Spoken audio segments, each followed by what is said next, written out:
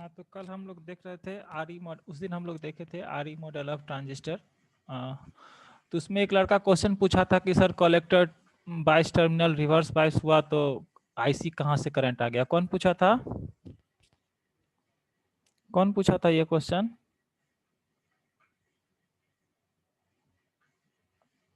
कौन पूछा था क्वेश्चन? देखो क्या था, हम ट्रांजिस्टर कौन पूछा था? आज प्रेजेंट नहीं है क्या?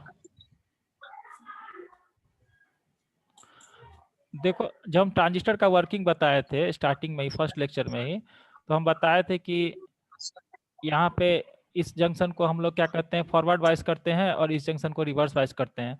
तो यहाँ पे जो कलेक्टर करंट भी आया था वो इस जंक्शन को जो फॉरवर्ड वाइज किए थे उसी के चलते आया था, क्योंकि यहाँ का इमीटर को रिपेल किया था। यहाँ पे हम लगाए थे एन लगाए थे यहाँ पे, और यहाँ पे हम लगाए थे वीई लगाए थे, वीई लगाए थे, वीई बताए थे, वी फर्स्ट ट्रांजिस्टर का फर्स्ट लेक्चर में वी बताए थे। यहाँ से एन को निगेटिव और पी को पॉजिटिव से कनेक्ट किए थे, और इधर लगाए थे वीसीबी लगाए थे, इधर लगाए थे रिवर्स वाइज, इसको एन को इसको किए थे, इधर लगाए थे निगेटिव और इधर लगाए थे पॉजिटिव, ऐसा कुछ लगाए थे। हाँ, रिवर्स वाइज लगाए थे, ये लगाए थे वीसीबी, ऐसे ऐसे लगाए थे, वी सीसी लगाए थे इधर पे, यहाँ पे वीई लगाए थे, बैटरी सप्लाई दिए थे। तो बताए थे कि यहाँ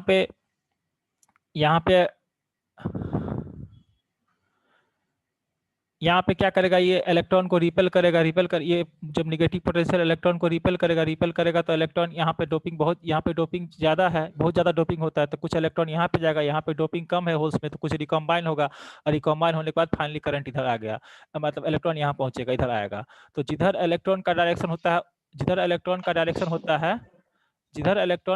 होता है उसके अपोजिट ही किसका डायरेक्शन होता है, करंट का डायरेक्शन। मतलब इलेक्ट्रॉन इधर जा रहा है तो आई इधर आएगा, करंट का डायरेक्शन इधर हो गया। इसमें भी इलेक्ट्रॉन इधर जा रहा है, फाइनली कलेक्ट हो रहा है, तो करंट का आईसी का डायरेक्शन क्या होगा, इधर हो गया।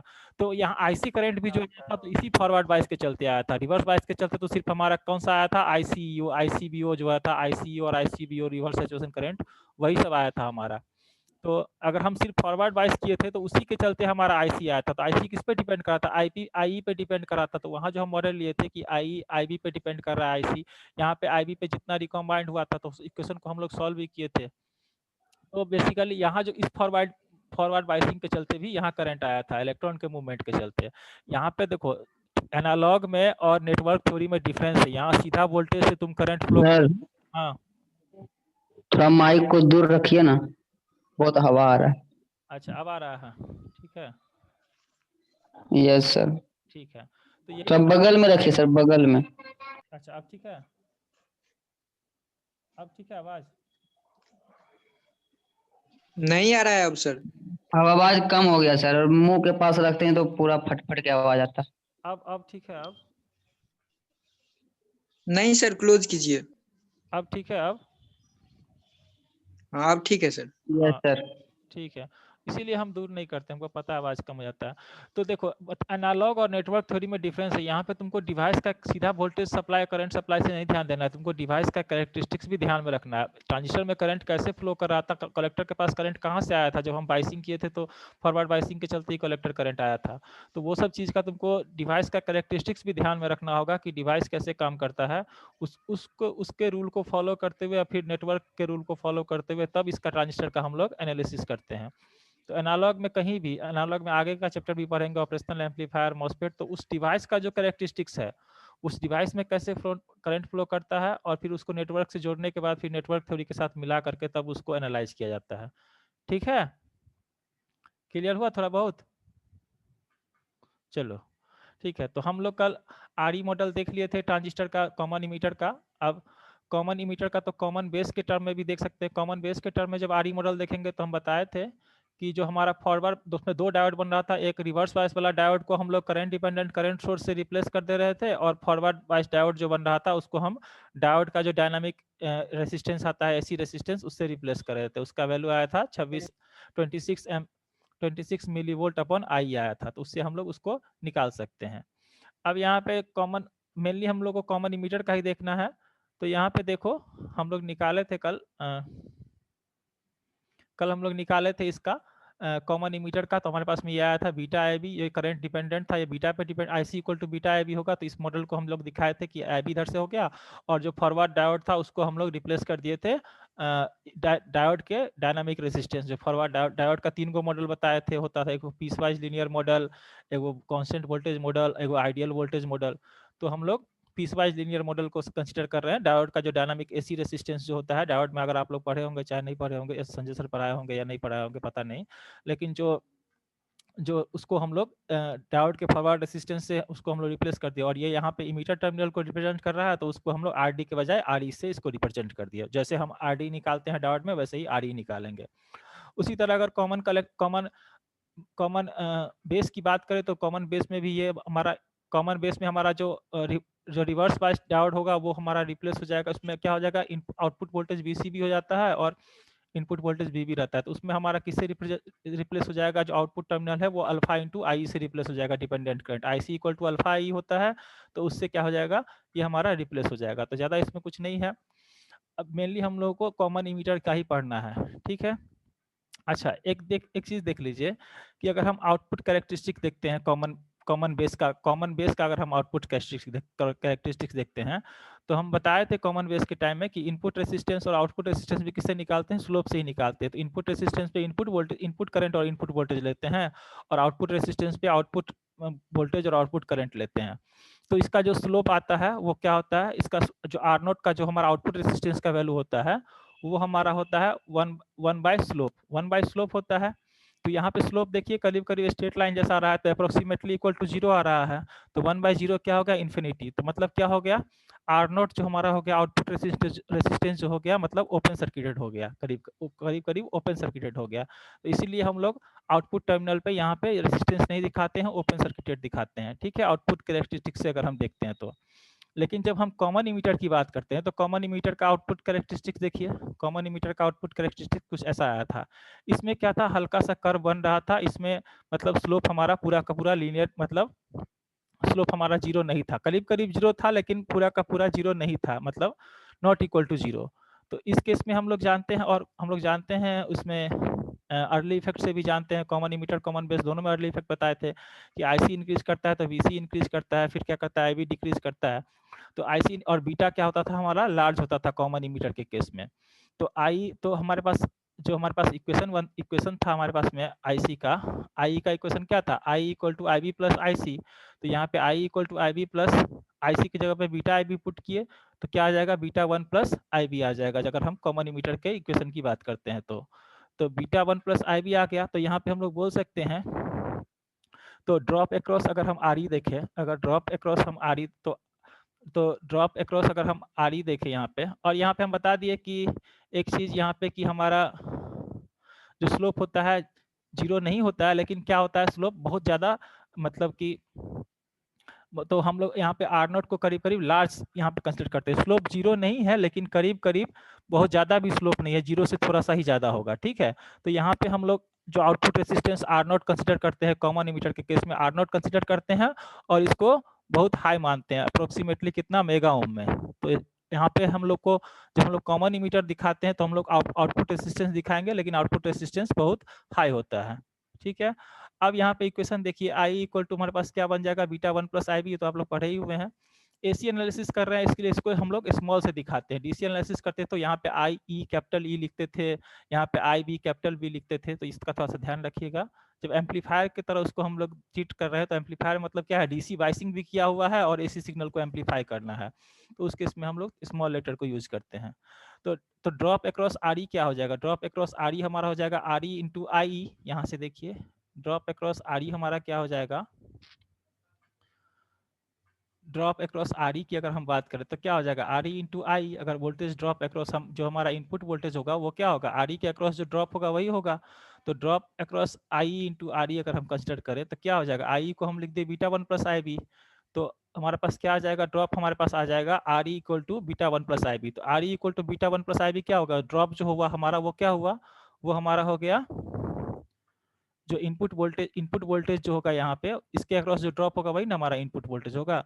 तो इस सर्किट को थोड़ा सा हम लोग और मॉडिफाई करते हैं, इस सर्किट को थोड़ा सा हम लोग और मॉडिफाई करके सर्किट बनाते हैं। तो इस सर्किट को जब हम मॉडिफाई करेंगे तो इसको हम लोग इस तरह से बनाएंगे। यहाँ पे देखिए ये पूरा का पूरा टर्म को हम लोग इम्पीडेंस कंसिडर कर लिए, R E into beta plus 1 into I B. ये क्या हो गया, पूरा वोल्टेज हो गया आई इंटू आर। इसको पूरा का पूरा हम लोग रेसिस्टिव पास कंसिडर कर लिया, और ये हमारा करंट हो गया। आई इंटू आर क्या होता है, हमारा वोल्टेज होता है जो हमारा इनपुट वोल्टेज होगा। तो यहाँ पे क्या आ गया, उसको हम थोड़ा सा मॉडिफाई कर लिए, इनपुट सेक्शन और आउटपुट सेक्शन अलग अलग। ये देखिए इसी डायग्राम को हम लोग मॉडिफाई कर रहे हैं। यहाँ जो डायग्राम है, यहाँ जो डायग्राम है ये वाला,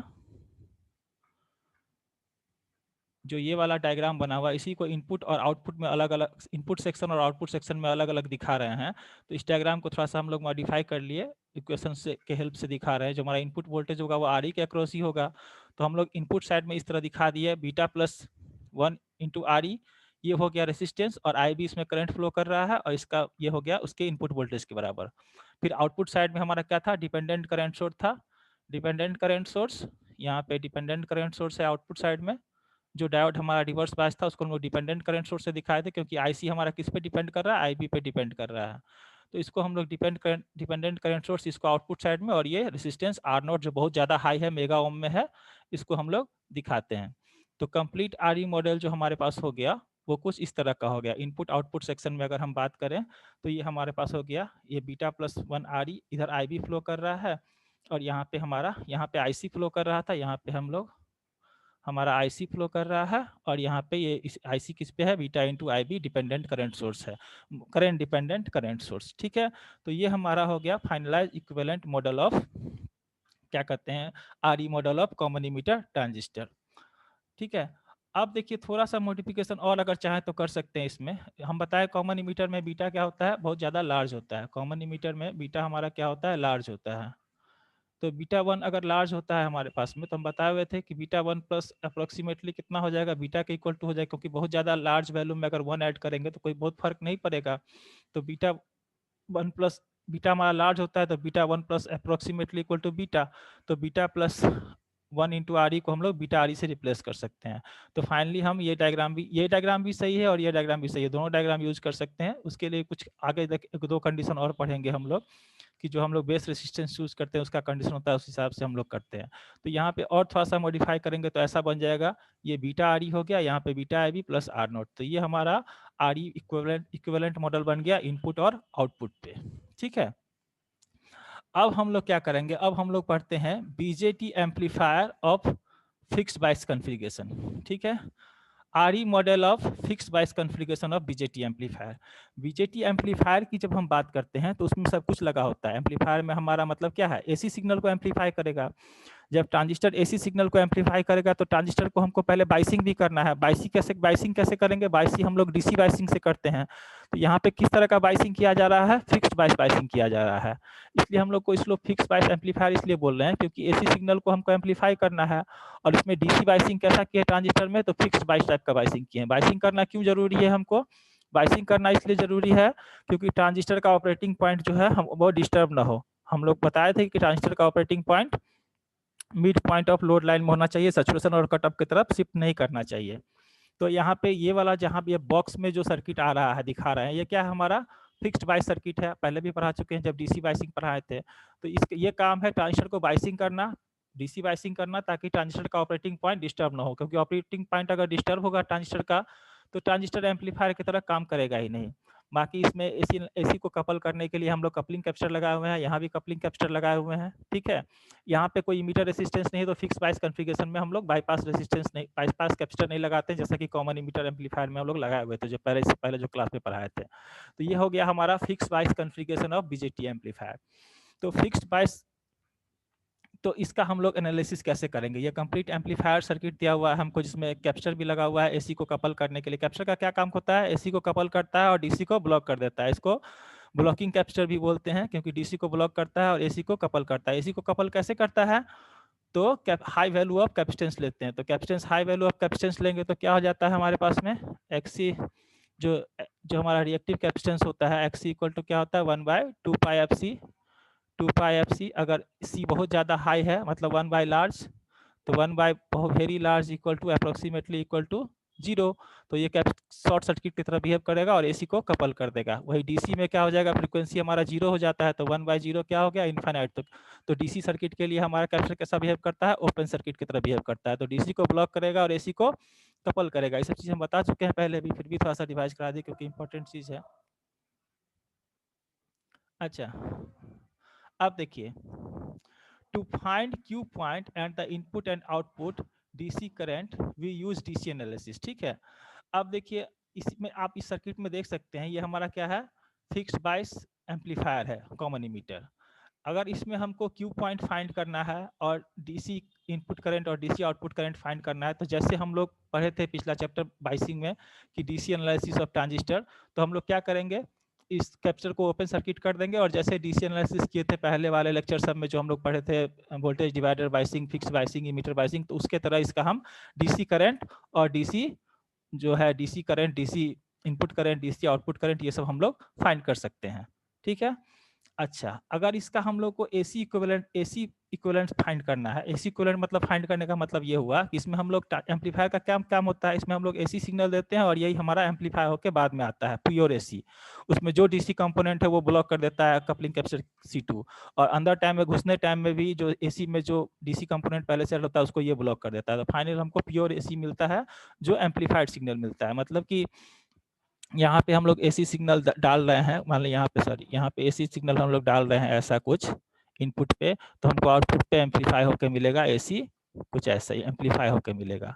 तो मतलब जब हम लोग इसमें इसको एज एम्पलीफायर कंसिडर कर रहे हैं तो हम लोग पूरा का पूरा ट्रांजिस्टर का सब कुछ को कंसिडर करेंगे। ठीक है, तो डीसी बाइसिंग, ट्रांजिस्टर का डीसी बाइसिंग हो गया, उसको ऑपरेटिंग पॉइंट को स्टेबलाइज करने के लिए ताकि वो एम्पलीफायर की तरह ही काम करे, सैचुरेशन में ना चला जाए, कट ऑफ में ना चला जाए, और बाकी ये सब कपलिंग कैपेसिटर यूज किए हैं कि एसी को कपल कर सके अच्छे से। ठीक है, तो अब इस जो एम्पलीफायर सर्किट है इसका हमको इनपुट इम्पीडेंस और आउटपुट इम्पीडेंस फाइंड करना है। इस एम्पलीफायर जो फिक्स्ड बायस एम्पलीफायर सर्किट है इसका हमको इनपुट इम्पीडेंस और आउटपुट इम्पीडेंस फाइंड करना है। ठीक है, तो इसका input impedance output impedance find करने के लिए हम क्या करेंगे, in order to find input and output impedance, पहले क्या करेंगे, पहले इसका हम लोग एसी इक्विवेलेंट सर्किट ड्रॉ करेंगे। ठीक है, बताए थे एसी इक्विवेलेंट सर्किट कैसे ड्रॉ करते हैं, अभी बताएंगे। उस टाइम में हम लोग कॉमन इमीटर एम्पलीफायर का बताकर सिर्फ डायग्राम ड्रॉ करके और एसी इक्विवेलेंट सर्किट ड्रॉ करके दिखाए थे। उसके बाद क्या करेंगे, जब एसी इक्विवेलेंट सर्किट ड्रॉ करने के बाद replace the transistor with equivalent model. तो अभी हम लोग कौन सा मॉडल पढ़ रहे हैं, आरई मॉडल। 2-3 मॉडल का और बात किए थे हम कि एच पैरामीटर मॉडल भी पढ़ेंगे, पाई मॉडल भी पढ़ेंगे, वो सब बाद में पढ़ेंगे। तो इसको एनालिसिस करने के लिए हमको क्या करना होगा, पहले इसका एसी इक्विवेलेंट सर्किट ड्रॉ करेंगे, उसके बाद जो ट्रांजिस्टर है उस ट्रांजिस्टर को हम लोग इक्विवेलेंट मॉडल ऑफ ट्रांजिस्टर का जो आरई मॉडल है उससे हम लोग ट्रांजिस्टर को रिप्लेस कर देंगे, फिर देखेंगे उसका हम लोग इनपुट और आउटपुट इम्पीडेंस फाइंड करेंगे। ठीक है, अच्छा, ये भी बताए थे, in order to find AC equivalent circuit all the DC sources are short circuited. जब एसी इक्विवेलेंट सर्किट हम उसका फाइंड करते हैं तो हम क्या बताए थे कि जितना भी डीसी कंपोनेंट, डीसी सर्किट है, जो डीसी सोर्स है उसको शॉर्ट सर्किट कर देते हैं। और डीसी के लिए हमारा कैपेसिटर भी क्या हो जाएगा, कैपेसिटर हमारा ओपन, कैपेसिटर भी हमारा क्या हो जाएगा, डीसी के लिए हमारा, अच्छा सॉरी, हाँ सॉरी, अब से डीसी का बात, सॉरी, एसी के लिए जब हम अच्छा अभी हम एसी एनालिसिस कर रहे हैं, तो एसी एनालिसिस करेंगे तो क्या करेंगे जो भी डीसी सोर्स है उसको, डीसी सोर्स जो वोल्टेज सोर्स जो है उसको हम लोग शॉर्ट सर्किट कर दिए, तो मतलब उसको हम लोग ग्राउंड से दिखा दिए जहाँ पे वोल्टेज सोर्स लगा हुआ था बाइसिंग के लिए, जो यहाँ पे हम प्लस VCC दिए हुए थे। यहाँ पे देखिए, यहाँ पे जो फिक्स्ड बाइसिंग किए हुए हैं प्लस VCC किए, तो इसको हम लोग हटा दिए, इसको हटा दिए मतलब इसको हम लोग ग्राउंड से कनेक्ट कर दिए। ठीक है, उसके बाद एसी के लिए कैपेसिटर कैसा बिहेव करेगा, एसी के लिए कैपेसिटर हमारा शॉर्ट सर्किट बिहेव करेगा। वो बता दिए थे एसी के लिए शॉर्ट सर्किट कैसे बिहेव करेगा कि 1/large अप्रोक्सीमेटली इक्वल टू 0, तो एसी को अच्छे से कपल करेगा, तो एसी के लिए ये क्या करेगा, शॉर्ट सर्किट की तरह बिहेव करेगा जो कैपेसिटर है इनपुट और आउटपुट दोनों पे। ठीक है, तो इसका एक एसी इक्विवेलेंट सर्किट ड्रॉ कर दिए, जो हमारा सोर्स था उसको हम लोग 0 वोल्ट से दिखा दिए, और यहाँ का जो कैपेसिटर था और आउटपुट पे जो कैपेसिटर था उसको हम लोग शॉर्ट कर दिए। यहाँ पे ये एसी वोल्टेज सोर्स दिया हुआ है और उसका सोर्स रेसिस्टेंस कुछ दिया हुआ है। ठीक है, तो अभी हम लोग क्या कर रहे हैं, इसका एसी इक्विवेलेंट सर्किट ड्रॉ कर रहे हैं। अब इसको हम लोग देख सकते हैं, अब यहाँ पे एक काम और कर सकते हैं, ये 0 वोल्ट पे, ये 0 वोल्ट पे, तो इस रेसिस्टर को हम लोग इनपुट साइड पे दिखाएंगे और इस रेसिस्टर को हम लोग आउटपुट साइड पे ग्राउंड से कनेक्ट कर देंगे। यहाँ का पोटेंशियल ग्राउंड है, 0 है, तो मतलब इसको यहाँ ग्राउंड से कनेक्ट कर देंगे आउटपुट साइड पे, यहाँ भी 0 है तो इसको हम लोग ग्राउंड से कनेक्ट कर देंगे इनपुट साइड पे। तो फाइनल हमारा क्या बन जाएगा, फाइनल हमारा कुछ इस टाइप का एसी इक्विवेलेंट सर्किट बन जाएगा। वो जो आरसी वाला था वो यहाँ ग्राउंड से कनेक्ट हो गया, वो आरबी जो था वहाँ इनपुट पे ग्राउंड पे कनेक्ट हो गया, और यहाँ पे लोड है जिसके अक्रॉस हम लगाएंगे, मान लो यहाँ पे स्पीकर लगाना है, कुछ भी लगाना है, स्पीकर लगाना है तो उसका कुछ लोड होगा, तो लोड को हम लोग किससे दिखाते हैं, रेजिस्टेंस से दिखाते हैं। तो इसको हम लोग आरएल यहाँ पे लोड दिखा रहे हैं, इसके अक्रॉस जो वोल्टेज होगा वही इसके अक्रॉस होगा, पैरेलल में है, तो यहाँ पे हम लोग आउटपुट दिखाएंगे वी नॉट। तो ये हमारा ड्रॉ हो गया एसी इक्विवेलेंट सर्किट। दूसरा स्टेप क्या बताएं हम, जब हम एसी इक्विवेलेंट सर्किट ड्रॉ कर लेंगे तो अब इस ट्रांजिस्टर को हम लोग किससे, इसके इक्विवेलेंट मॉडल से रिप्लेस करेंगे। इक्विवेलेंट मॉडल अभी हम लोग कौन सा पढ़ रहे हैं, आरई मॉडल। तो इस ट्रांजिस्टर को हम आरई मॉडल से इसको रिप्लेस करेंगे, कॉमन इमीटर ट्रांजिस्टर को। तो देखिए इस ट्रांजिस्टर को जो हम लोग आरई मॉडल से रिप्लेस करेंगे तो कैसा बनेगा डायग्राम, देखते हैं इसको। ये है AC equivalent circuit of fixed bias amplifier. After replacing the transistor with its RE equivalent model से हम रिप्लेस कर देंगे। तो रिप्लेस करेंगे तो कैसा बनेगा, ये यहाँ पे देखिए, तो यहाँ पे सोर्स है, रेजिस्टेंस है, ठीक है, कोई दिक्कत नहीं, यहाँ पे इनपुट है, यहाँ पे RB लगा हुआ है, ठीक है। अब जो ट्रांजिस्टर था हमारा, ट्रांजिस्टर जो यहाँ पे लगा हुआ है, यहाँ पे जो ट्रांजिस्टर लगा हुआ है, यहाँ तक तो ठीक है, आरबी है। अब यहाँ पे जो ट्रांजिस्टर लगा हुआ है, इस ट्रांजिस्टर को किससे हम रिप्लेस करेंगे, RE model of common emitter. Common emitter है, इमीटर कॉमन है, ग्राउंडेड है, तो इनपुट आउटपुट पे कॉमन है, तो हम लोग कॉमन इमीटर से इसको रिप्लेस करेंगे। तो बताए थे यहाँ पे क्या आ जाएगा, यहाँ पे आ जाएगा बीटा 1 प्लस आरई। इसको ट्रांजिस्टर को हम लोग इनपुट आउटपुट पे रिप्लेस कर रहे हैं इक्विवेलेंट मॉडल से। तो यहाँ पे बीटा 1 प्लस आर ई, इसके इस साइड में आ जाएगा बीटा आई बी, और इधर हमारा आ रहा है आई सी। और फिर देखिए यहाँ पे हमारा आर नॉट था,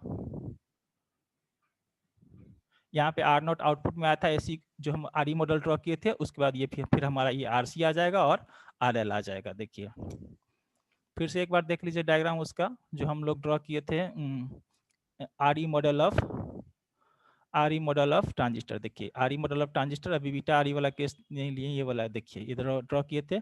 एक ट्रांजिस्टर को बीटा प्लस 1 आरई इनपुट साइड में, बीटा आई बी, यहाँ पे आईसी फ्लो कर रहा है, यहाँ आर नॉट आउटपुट इम्पीडेंस। तो ट्रांजिस्टर को हम लोग इस पार्ट से रिप्लेस कर दिए। वहाँ पे जो ट्रांजिस्टर था, पहले एसी इक्विवेलेंट सर्किट ड्रॉ किए और फिर ट्रांजिस्टर को उसके इक्विवेलेंट मॉडल से हम लोग रिप्लेस कर दिए। जब ट्रांजिस्टर का एसी एनालिसिस करते हैं तो आरई मॉडल में, इसके अलावा भी मॉडल है, दूसरा मॉडल भी पढ़ना है हम लोगों को, ठीक है। तो वो जो ट्रांजिस्टर था वहाँ पे, तो ये जो इसको हम लोग इसको लाल कलर से दिखा दिए, ये क्या हो गया, ये आरई मॉडल से ट्रांजिस्टर को रिप्लेस कर दिया। बाकी फिर यहाँ पे आरसी है, यहाँ पे आरएल है, और ये पूरा बीच वाला पार्ट हम ट्रांजिस्टर को उसके आरई मॉडल से रिप्लेस कर दिया। तो यहाँ पे हम एज्यूम कर लिए कि यहाँ पे सोर्स से कुछ करंट आ रहा है, इसका नाम दे दिए आई क्या बोलते हैं, आई सफिक्स आई, इसका हम नाम दे दिए। यहाँ इसका नाम दे दिए 1 डैश, ये इनपुट पोर्ट पे इसका नाम दे दिए 1, इसका नाम दे दिए 1 डैश। उसका ये तो हमारा आरई मॉडल है, इस आउटपुट पोर्ट पे इसका नाम दे दिए 2, इसका नाम दे दिए 2 डैश। अब हमको फाइंड करना है इसका इनपुट और आउटपुट इम्पीडेंस, ठीक है।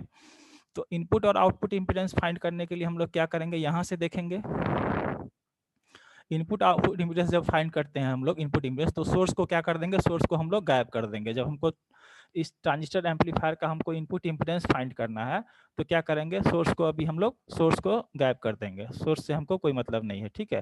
फिर हम लोग कहाँ से देखेंगे, यहाँ से देखेंगे। यहाँ से देखेंगे तो हमको इनपुट साइड का निकालना है इनपुट इम्पीडेंस। तो क्या दिख रहा है आपको, R B parallel to beta plus 1 R E, ये दोनों आपको पैरेलल में दिख रहा है। तो जेड आई जो हमारा होता है, जेड आई इनपुट इम्पीडेंस, वो क्या हो जाएगा, V I input voltage divide by input current. और जेड आई आपको क्या दिख रहा है, जेड आई आपको यहाँ से अगर देख रहे हैं तो R B parallel to beta 1 plus R E. तो क्या आ जाएगा, R B parallel to beta 1 plus R E, यह आ जाएगा आपका इनपुट इम्पीडेंस, ठीक है। तो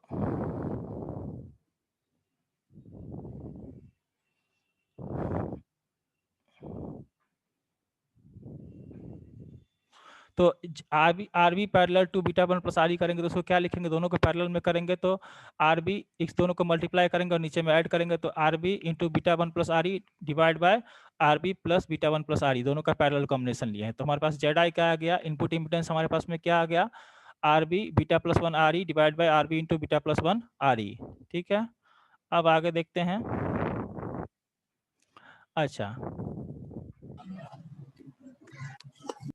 अच्छा अब हम लोग लगाते हैं करंट डिवीजन रूल, ये हमारे पास में जेड आ गया। इसको हम लोग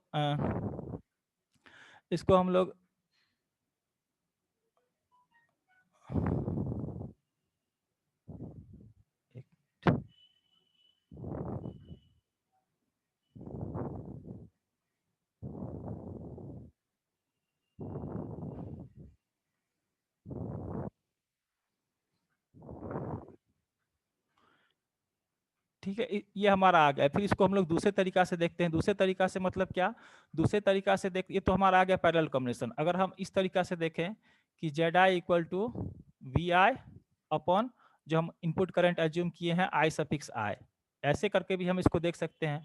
इसको हम ऐसे करके भी निकाल सकते हैं। तो देखते हैं दोनों आता है कि नहीं सेम। एक तो ये तरीका होगा सीधे यहाँ से देखे कि आपको निकल गया तो आप इनपुट इम्पीडेंस देख लिए, ये आ गया, ठीक है। बाकी हम जो वी आई इनपुट वोल्टेज और ये इनपुट करंट माने हैं आई आई जो यहाँ से निकल रहा है सोर्स से, तो वी आई बाई आई आई करेंगे तो हम तो भी हमारा क्या हो सकता है, इनपुट इम्पीडेंस निकल सकता है। तो उसको भी हम लोग यहाँ पे देख लेंगे प्रूफ करके कि आता है कि नहीं, ये जो आया है हमारे पास में ये आता है कि नहीं। तो इसको करने के लिए क्या करेंगे, वी आई हमारे पास क्या हो गया, तो वी आई हमारे पास क्या हो जाएगा, वी आई हमारे पास होगा, वी आई हमारे पास क्या हो जाएगा, इनपुट वोल्टेज किसके बराबर हो जाएगा, इनपुट वोल्टेज हमारा हो जाएगा, अच्छा इसके अक्रॉस जो ड्रॉप होगा या फिर इसके अक्रॉस जो ड्रॉप होगा, दोनों के अक्रॉस ड्रॉप जो होगा वो सेम ही रहेगा, दोनों पैरेलल में है, तो वही किसके बराबर होगा, वी आई के बराबर होगा।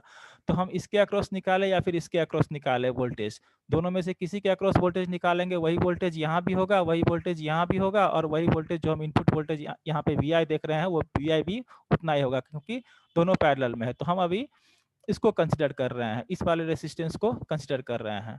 इस वाले रेसिस्टेंस को कंसिडर करेंगे हम, तो इस वाले रेसिस्टेंस को अगर हम कंसिडर कर रहे हैं और हमको निकालना है करंट इनटू क्या कहते हैं, यहाँ पे हमारा कौन सा फ्लो कर रहा है, आई बी फ्लो कर रहा है। यहाँ से हमारा आई या यहाँ से जो है वो सोर्स से करंट आया आई आई, और यहाँ पे तो हम जानते हैं आर ई मॉडल से ये कि यहाँ पे आई बी फ्लो कर रहा है। तो हम अभी इस रेसिस्टेंस को ले रहे हैं, इसके अक्रॉस वोल्टेज फाइंड कर रहे हैं, तो वो वोल्टेज सेम इसके अक्रॉस भी होगा और वही क्या हो जाएगा, हमारा इनपुट वोल्टेज होगा। तो हम इसको इसके अक्रॉस वोल्टेज फाइंड करेंगे तो क्या हो जाएगा, I B into beta one plus R E, ठीक है। तो वी आई की जगह पे हम क्या पुट करेंगे, वी आई की जगह पे हम पुट करेंगे beta plus one R E into I B और डिवाइड बाई आई आई आएगा, मतलब Z I equal to V I अपन आई आई से निकालना चाहते हैं उसी को, ठीक है। तो by using current division rule, current division rule आपको पता ही होगा, करंट डिवीजन रूल से हम कैसे निकालते हैं, तो करंट डिवीजन रूल से हमको आई बी निकालना होगा। तो आई बी अगर हम आई बी के थ्रू निकाल रहे हैं इसको, इसके थ्रू, तो आई बी निकालने के लिए हमको क्या करना पड़ेगा, करंट डिवीजन लगाना पड़ेगा। क्यों, ये हमारा टोटल करंट है और इसमें क्या करंट फ्लो कर रहा है, आई बी फ्लो कर रहा है। तो करंट डिवीजन निकालने, करंट डिवीजन लगाने के लिए हम लोग क्या करते हैं, करंट डिवीजन लगाने के लिए हम लोग क्या करते हैं कि टोटल करंट इनटू जो जिसके अक्रॉस निकालना है उसका अपोजिट रेसिस्टेंस लेते हैं, R B divide by total resistance. Current division आप लोग पढ़े होंगे थोड़ा बहुत अगर याद होगा तो यहाँ पे करंट डिवीजन अगर हमको आई बी निकालना है तो आई बी निकालने के लिए क्या करेंगे, आई बी निकालने के लिए करेंगे टोटल करंट, तो वही देखिए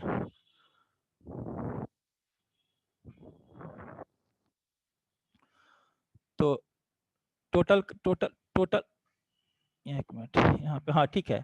तो इसी में हम आई बी अगर निकाल रहे हैं तो आई बी का वैल्यू क्या आ जाएगा हमारे पास में, सिर्फ आई बी निकाल के दिखाते हैं, अलग से कर देते हैं चलिए। तो आई बी बराबर क्या हो जाएगा हमारा, आई बी बराबर हो जाएगा हमारा आई आई, टोटल करंट आई आई था into opposite resistance. Opposite resistance कौन सा है, अगर हमको आई बी निकालना है करंट डिवीजन रूल में आपको पता होगा, जिसके अक्रॉस निकालना होता है उसका अपोजिट रेसिस्टेंस लेते हैं। आई बी निकालना है तो आई बी इसमें फ्लो कर रहा है तो हम लोग इस रेसिस्टेंस को लेंगे, टोटल करंट से मल्टीप्लाई करेंगे इस रेसिस्टेंस में और डिवाइड बाय टोटल रेसिस्टेंस का सम कर देंगे। करंट डिवीजन कब लगता है, जब पैरेलल सर्किट में हो, और वोल्टेज डिवीजन कब लगता है, जब हमारा सीरीज सर्किट हो, ठीक है। तो यहाँ पे हम लोग करंट डिवीजन लगा रहे हैं, तो करंट डिवीजन लगाने के लिए तो आई बी निकालने के लिए I B into I I, I B into क्या हो जाएगा यहाँ पे आर बी हो जाएगा, अपोजिट रेसिस्टेंस आई बी किसमें फ्लो कर रहा था हमारा beta one plus R E में, divide by total resistance. Total resistance कितना था हमारे पास में, R B plus beta one plus R E. तो यह आ गया हमारा आई बी का वैल्यू, ठीक है। तो वी आई अपन आई आई से अगर निकालेंगे तो हम क्या करेंगे, हमारे पास ये आया है जेड आई का value beta plus one R E into I B divide by I I. यहाँ आई बी की जगह पे हम लोग ये पुट कर देंगे, आई बी की जगह पे ये पुट कर देंगे तो क्या आ जाएगा, IB की जगह पे हम ये पुट कर देंगे तो क्या आ जाएगा, ये beta 1 plus RE into IB की जगह पे पुट कर दिए II into RB divide bye, ये II पहले से था क्योंकि VI upon II plus RB plus beta 1 plus RE, यहाँ से क्या हो गया, II हमारा क्या हो गया, कट गया, II जब हमारा कट गया, II जब हमारा कट गया तो क्या आ गया, हमारे पास में आ गया ZI equal to beta 1 plus RE into RB divide by RB plus beta 1 plus RE, जो किसके बराबर है, वो हमारा इसके बराबर है, RB parallel to beta 1 plus RE। तो देख लीजिए दोनों तरीका से हम निकाल लिए, V बाई आई करके भी निकाल लिए, V बाई आई करके भी निकाल लिए और सीधा यहाँ से देख के भी निकाल लिए, दोनों तरीका से हम लोग निकाले इनपुट इम्पीडेंस, यहाँ से देख करके भी निकाल लिए कि देखिए यहाँ से देख करके भी निकाल लिए कि RB parallel to beta 1 plus RE, उससे भी निकल गया, और V बाई आई करके भी हम लोग निकाल लिए। तो V बाई आई करके निकालने तो करंट डिवीजन लगाना पड़ा, तो V बाई आई करके भी हम लोग निकाल लिए, तो हमारे पास में फाइनली आ गया इनपुट इम्पीडेंस का वैल्यू, दोनों मेथड से हमारे पास में इनपुट इम्पीडेंस का वैल्यू आ गया। तो ये होता है इनपुट इम्पीडेंस निकालने का तरीका। अगर AC इक्विवेलेंट सर्किट दिया हुआ हो तो ये फिक्स बाइस का है, आगे हम लोग वोल्टेज डिवाइडर बाइसिंग का भी पढ़ेंगे, तो इसी के बेस पे पढ़ेंगे। तो ये आपको अभी आइडिया मिल रहा है कि कैसे AC एनालिसिस करते हैं, ठीक है। अब इसी तरह अगर हम लोगों को आउटपुट इम्पीडेंस निकालना हो तो आउटपुट इम्पीडेंस निकालने के लिए हम लोग क्या करेंगे, अच्छा आउटपुट इम्पीडेंस के लिए हम बोले थे जब भी हम इनपुट आउटपुट इम्पीडेंस करते हैं तो हम लोग क्या मानते हैं कि हमारा सोर्स वोल्टेज क्या है, जीरो है, सोर्स वोल्टेज को हम लोग हटा देते हैं, ठीक है, सोर्स वोल्टेज मानते हैं कि जीरो है। जब भी इनपुट आउटपुट इम्पीडेंस का हम लोग कैलकुलेशन करेंगे तो जो सोर्स वोल्टेज है उसको हम लोग मानेंगे कि वो जीरो है। तो आउटपुट इम्पीडेंस कैसे निकालेंगे, V not upon I not, V not क्या है, हमारा आउटपुट वोल्टेज है, यहाँ पे जो हमारा फिक्स बायस एम्पलीफायर है, जो हमारे पास में फिक्स बायस एम्पलीफायर है, ये V नॉट है, और यहाँ से आउटपुट करंट जा रहा था I नॉट, यहाँ से आउटपुट करंट हम दिखा रहे हैं कि यहाँ से I नॉट जा रहा है, ये तो हमारा IC था बीटा IB, ये तो हमारा RE मॉडल से आया हुआ है ट्रांजिस्टर को जो रिप्लेस किए, तो यहाँ से हम दिखा रहे हैं कि I नॉट जा रहा है। तो अगर हमको आउटपुट इम्पीडेंस फाइंड करना है तो आउटपुट इम्पीडेंस कहाँ से देखेंगे, यहाँ से देखेंगे।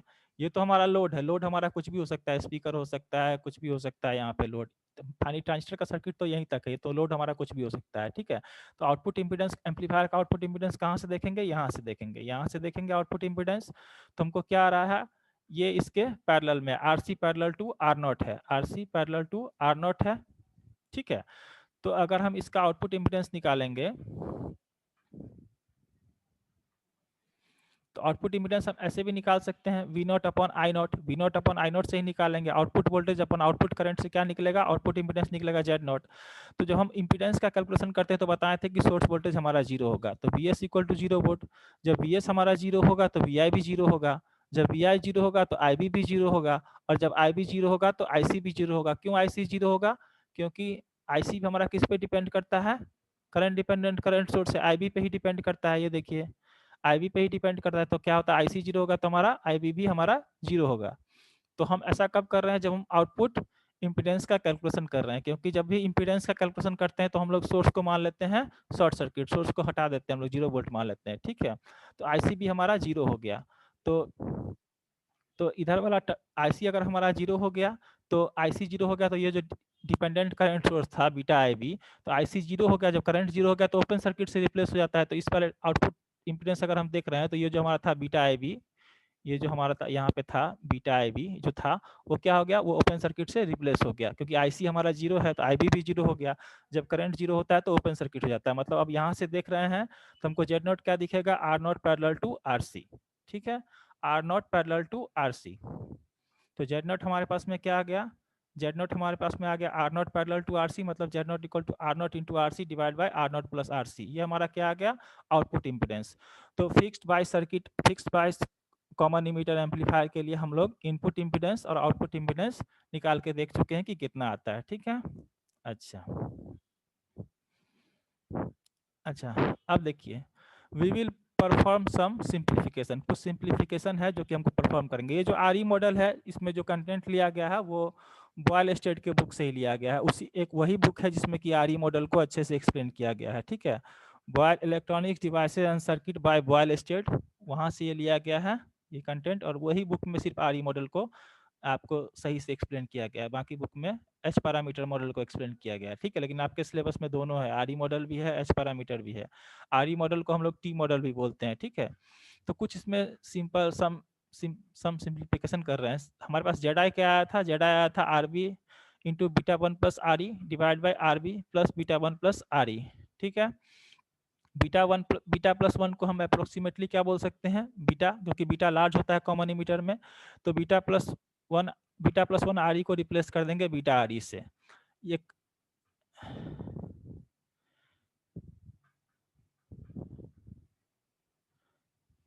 ठीक है। अच्छा, जब आर बी हमारा क्या होता है, जब आर बी हमारा क्या होता है greater than 10 plus beta R ई, यहाँ पे नीचे वाले डिनोमिनेटर में हमारा क्या हुआ है, बीटा प्लस वन आर ई हुआ है, ठीक है। जब आर बी हमारा, जो आर बी का रेसिस्टेंस का वैल्यू अगर 10 beta one plus R E से लेंगे ज़्यादा होगा, तो इसको हम लोग इग्नोर कर सकते हैं। मान लेते हैं कि इसका वैल्यू बहुत ज़्यादा है, उसके कंपेरिजन में इसका वैल्यू बहुत कम है, तो इसको हम लोग इग्नोर भी कर सकते हैं। तो ठीक है, तो यहाँ पे हम लोग आर ई क्या कहते हैं, आर बी वाले टर्म को यहाँ पे नीचे में जो था R B plus beta one plus R E, तो beta one plus R E को हम लोग पूरे टर्म को खत्म कर सकते हैं। कब, जब आर बी का value greater than equal to 10 beta plus one R E से ज़्यादा हो। मतलब हम ये मान लिए कि आर बी जो है बहुत ज़्यादा है इसके कंपेरिजन में, तो इसको हम लोग खत्म कर दिए। बहुत ज़्यादा में अगर बहुत कम ऐड करेंगे तो कोई फर्क नहीं पड़ेगा, इसलिए इसको हम लोग खत्म कर दिए। कंडीशन क्या होना चाहिए, आर बी ग्रेटर देन और equal to 10 into beta one plus R E. तो ये हमारे पास आ गया फाइनल एक्सप्रेशन। ऊपर में क्या था, R B into beta one plus R E divide by, नीचे में जो था प्लस वाला ये टर्म, इस टर्म को हम लोग हटा दिए, तो क्या आ गया, आर बी आ गया। तो फाइनली हमारे पास क्या आ गया, जेड आई इक्वल टू आ गया बीटा वन प्लस आर ई। बीटा वन प्लस आर ई कब आया, जब हमारे पास में आर बी ग्रेटर देन हमारे पास में 10 बीटा वन प्लस आर ई आया है, ठीक है। और बीटा को अगर हम बहुत लार्ज मानते हैं तो इसको हम लोग जेड आई इक्वल टू इतना भी लिख सकते हैं, Z I equal to beta R E भी सिर्फ लिख सकते हैं, लेकिन जनरली यही चलता है, ठीक है। बाकी बीटा अगर बहुत लार्ज आया है तो beta one plus approximately equal to beta, तो इसको भी फिर सिंप्लीफाई करके जेड आई इक्वल टू हम लोग बीटा आर ई लिख सकते हैं, ठीक है। ये कंडीशन है। अब आउटपुट के लिए भी हम लोग देख लेते हैं थोड़ा सा। आउटपुट के लिए कुछ सिंप्लीफिकेशन है। आउटपुट के लिए सिंप्लीफिकेशन है हमारे पास में Z naught equal to R naught plus R C, Z naught equal to R naught parallel to R C, तो क्या था, R naught into R C divide by R naught plus R C. अगर output resistance में भी हमारे पास में अगर ये कंडीशन आता है कि R naught is greater than equal to 10 R C, अगर ये कंडीशन आता है तो हम लोग ये मानते हैं कि आर नॉट जो है वो बहुत बड़ा है इससे, आर नॉट जो है वो आर सी से, मतलब 10 आर सी से ज़्यादा इसका वैल्यू है आर नॉट का, तो हम लोग मानते हैं कि ये बहुत बड़ा है। तो बहुत बड़ा में अगर बहुत थोड़ा ऐड करेंगे तो उसको हम लोग नेगलेक्ट कर सकते हैं, कोई फर्क नहीं पड़ेगा, तो इस आर सी को हम लोग हटा देंगे। तो हमारे पास क्या आ जाएगा final expression, Z naught equal to, आगे न्यूमेरिकल में भी देखेंगे,